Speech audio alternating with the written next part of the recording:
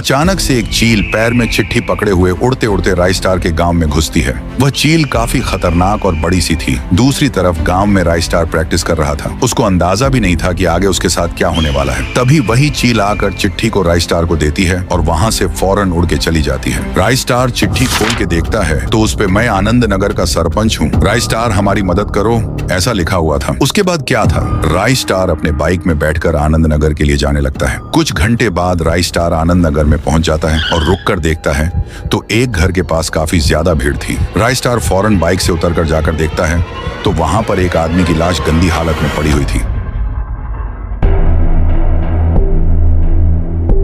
सरपंच राइस्टार को देख कहता है, अच्छा हुआ राइस्टार, तुम चिट्ठी पढ़ के आनंद नगर में आ गए। पहले तुम ये बताओ कि तुमने मुझे चिट्ठी क्यों भेजी और ये लाश क्या हो रहा है गांव में। सरपंच कहता है, क्या बताऊं राइस्टार, ये गांव धीरे धीरे खंडहर बनते जा रहा है। रोज यहाँ पर बड़ा सा एक सफेद भालू आता है। वह काफी खूंखार और मौत का भूखा है। जैसे ही उसे कोई भी इंसान दिखता है वो उधर आकर उस इंसान पर हमला कर देता है। अभी तक उसने 15 लोगों को मार दिया है। रोज गांव के लोग उस भालू से परेशान हैं। लोगों के पीछे पड़ता है। अब तुम ही हमें इस भालू से बचा सकते हो। वह भालू गांव के जंगल की ओर गया है। तभी गांव वाले राइस्टार के नाम से नारा लगाते हैं, राइस्टार जिंदाबाद, राइस्टार हमारी आखिरी उम्मीद है। उसके बाद क्या था, राइस्टार गांव के जंगल की ओर चल पड़ता है। राइस्टार जब जंगल में पहुंचकर छुप के देखता है तो हैरान हो जाता है। वहां वही भालू बैठकर रो रहा था और किसी की याद में डूबा हुआ था। राइस्टार ने सोचा, जरूर इसके साथ कोई अनहोनी हुई होगी, तभी ये इतना रो रहा है। राइस्टार ने सबसे बड़े जंगल में जाने का फैसला किया। जब वो बड़े जंगल में आके अपनी बाइक रुकाता है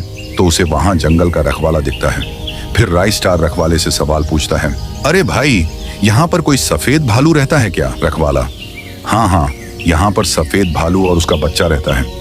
सफेद भालू उसके बच्चे की वजह से वहां से भाग गया है। राइस्टार, पर क्यों भागा वो भालू? उसके बच्चे को क्या हुआ? रखवाला, दरअसल दोनों जंगल में मजे से हंसी खुशी खेल रहे थे। मैं जब नाश्ता करने गया तब 2 शिकारी इस जंगल में बंदूक लिए घुस आए और बच्चे के पैर पर गोली मार के उसे पिंजरे में बंद कर दिए ताकि वो उसे बेच सके। वो भालू अपने बच्चे को खोने की वजह से कहीं तो भाग गया। दूसरी तरफ वो 2 शिकारी भालू के बच्चे को पिंजरे में बंद किए हुए थे। तभी उनके पीछे राइस्टार आता है और पिंजरे के ताले पर गोली मारता है।